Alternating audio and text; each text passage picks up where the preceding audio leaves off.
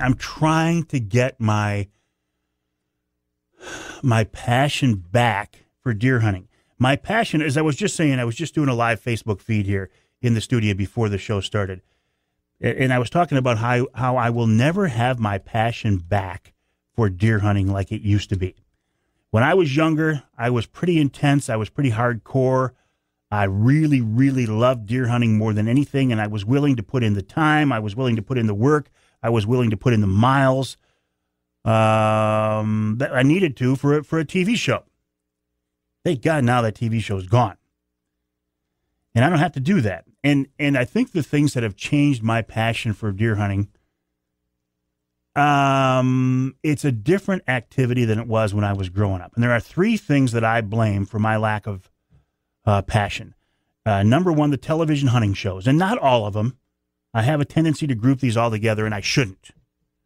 Because there are some very, very, very good shows out there. A lot of them based right here in Michigan. Think Michigan out of doors. But some of the national hunting shows that have changed the perception of deer hunting, they've created unrealistic expectations in what the average Michigan hunter can expect when we walk out in the woods. Number one. Number two, social media, or as Jim Felgenauer calls it, anti-social media. The concept that it is so easy now to shame somebody for shooting a buck that isn't up to your standards, which drives me crazy. Your standards are your standards. My standards are my standards. At this point in my life, I have no desire to shoot a small buck, and I won't if I can avoid it. I'm not saying it couldn't happen accidentally, because it could, but it is not my intent. And the third is the fight over mandatory antler point restrictions. You know my thoughts on this. I'm not in favor of it.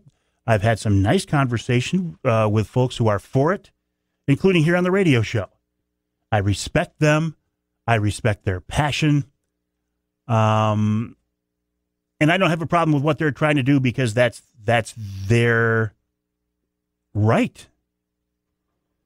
But I think the fight that it has created has been a negative factor on deer hunting here in Michigan. For me, this is just for me. So those three things have kind of taken away my joy for deer hunting. But I know that I need to get it back, so I continue to work on it. And I'm it's coming back. It's coming back slowly. I will never have the passion that I used to, and that's okay. A lot of that is just the fact that I'm older now. At this point in my life, I find that with most of my outdoor activities, fishing and hunting, I don't have the drive. I don't have the bloodlust. And that's not a negative term. I know it sounds negative, but I don't mean it that way. But I don't have the desire for the harvest that I used to. As I get older, the experience itself takes on more credibility and more importance, and sharing those experiences, like with my grandkids, others in general, but I'm thinking, my grandkids, especially Carter right now, who's just crazy good. That's what I really love. But I think this is just a natural progression.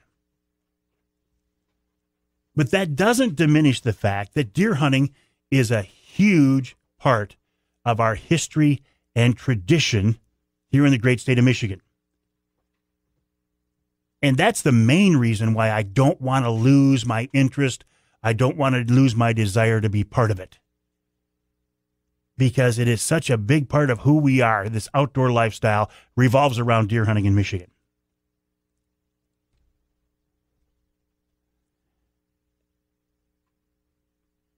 The rut is coming up. Well, as you're hearing this show, the rut's here. What is the rut? The rut is the whitetail breeding season.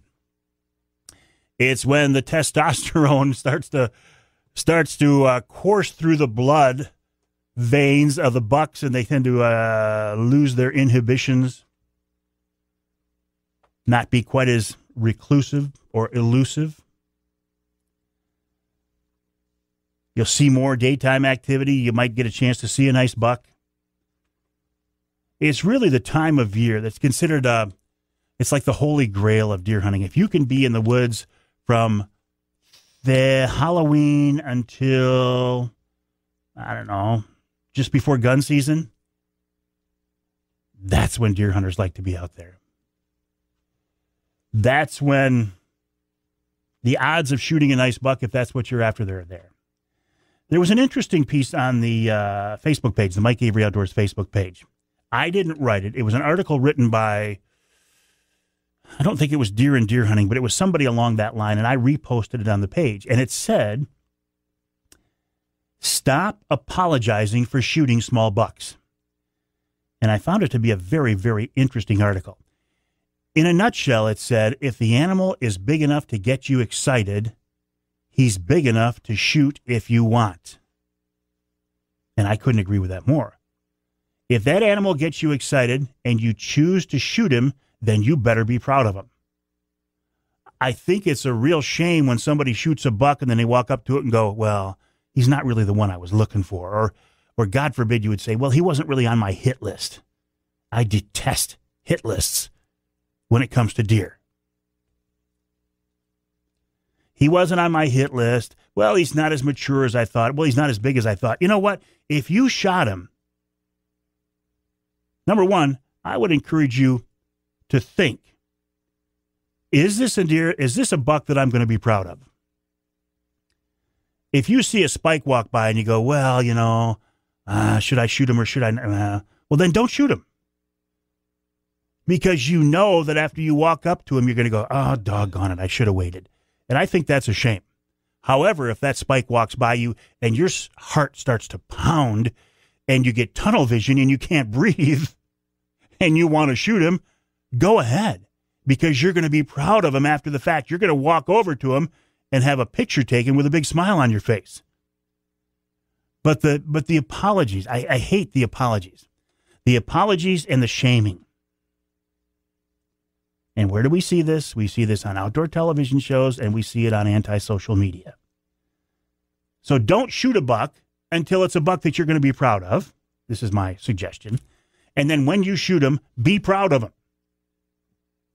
And don't you dare give somebody else grief for an animal they shoot because you don't think it's up to your standards. Because it's not your hunt. If a deer hunter buys a license and they are hunting legally and they shoot a legal buck, that is none of your concern. If they shoot it illegally, okay, then maybe you've got something to say about it. Hunt your hunt. As my grandson used to say, just worry about yourself. Don't worry about the other hunters.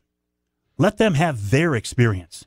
Let them shoot the buck they want and let them be proud of it. But I just think one of the nastiest, dirtiest, slimiest things a hunter can do is to give another hunter grief and to shame another hunter about a legal buck that was legally taken. How dare you impose yourself on that hunter's hunt?